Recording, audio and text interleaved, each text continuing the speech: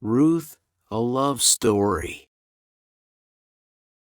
If you could meet your great-grandparents, their parents, and all the people who came before you in your family, you might be surprised by what kind of people they were. In the Bible, one of Jesus' human ancestors was Ruth, a Moabite lady who used to worship idols. The story of Ruth starts in Israel after the time of Samson, when God's people stopped trusting and obeying God. A terrible famine struck the land. Do you know what a famine is? That's right. A famine is when no fruit or crops grow, and animals and sometimes even people die from hunger. One man, Elimelech, left Bethlehem with his wife and 2 sons, looking for food. He went to Moab, a country where people worshipped idols.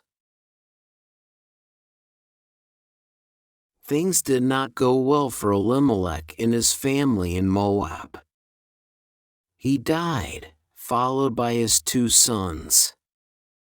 His wife, Naomi, was left, along with the sons' 2 wives, Ruth and Orpah. Both girls were from Moab.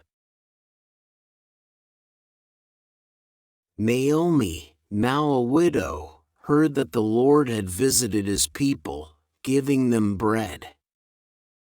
She decided to return to her homeland. But what would the 2 girls do? Naomi advised them to stay in Moab and marry again. Orpah went back to her own family. But Ruth refused.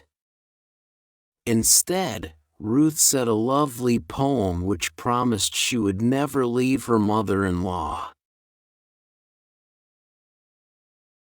Naomi's old friends were glad that she had come home to Bethlehem. But she asked them to call her Mara, bitter, instead of Naomi, pleasant. For the Almighty has dealt very bitterly with me. Naomi had returned with nothing except Ruth. Although Ruth had worshipped idols like most people in Moab, she had turned from that to worship the living God of Israel. Ruth worked hard to make sure Naomi had enough to eat. Every day she followed the harvesters in the field and picked up the leftover grain. Boaz, the owner of the field, heard how good Ruth was to her mother-in-law. When he met her, Boaz helped her by ordering his harvesters to leave handfuls of grain behind on purpose. Boaz began to like Ruth.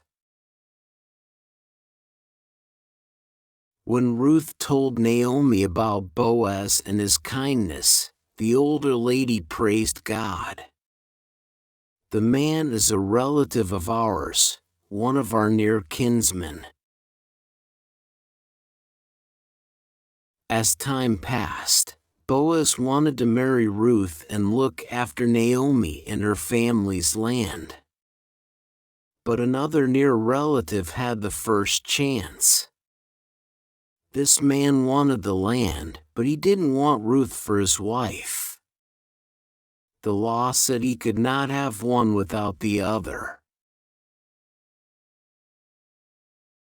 In those days, people didn't shake hands to settle a deal. Boaz took off a sandal and publicly gave it to the other man. The business was settled. Ruth would become his wife. Now she and Naomi were part of Boaz's family. Boaz and Ruth called their first son Obed. He became grandfather to David, the great king of Israel.